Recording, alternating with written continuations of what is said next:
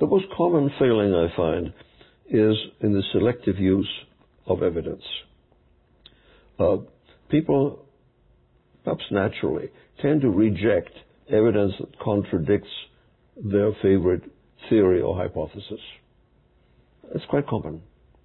It's now been institutionalized in the following sense. Take the IPCC, for example, the UN panel on climate change. They write fairly decent reports. The reports typically are 800 to 1,000 pages without index.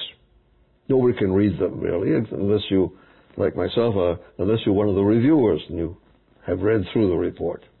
And then a small group of government scientists gets together and writes a summary for policymakers.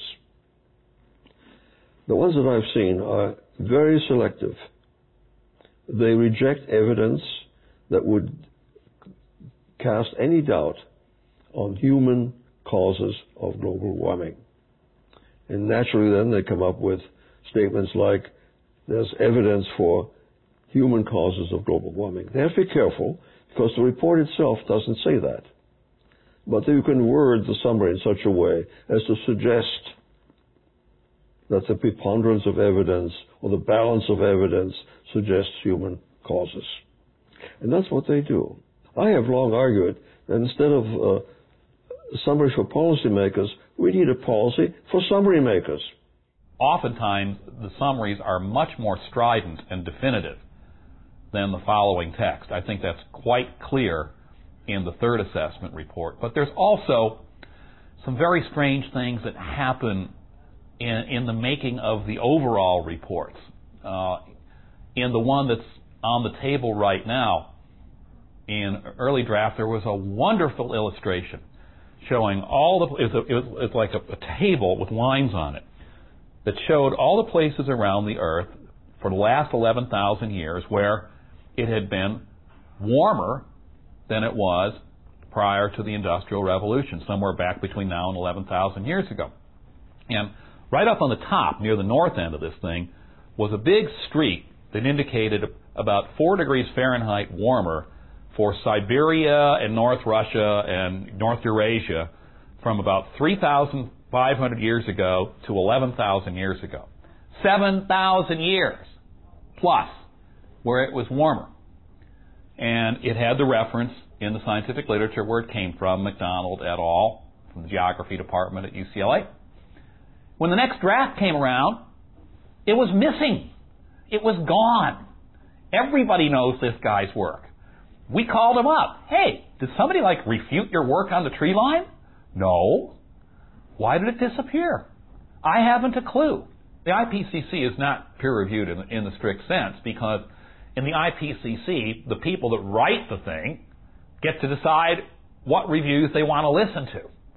In other words, if they don't like what somebody said, we don't necessarily have to pay attention to that. The scientific debate in this area is almost non-existent because the people who have another point of view than the official one find it very difficult to make themselves heard. They speak to one another, they encourage one another, buy each other drinks, but in terms of registering with their fellow scientists, never mind the general public or governments, they've had a very, very hard time of it. A friend of mine who made a television program which cast doubt on the global warming story was told by a government official that he would make sure that this producer never made a program again. I suppose in the world, and I've been around the world, it is something I've found that people tend to believe what they want to believe.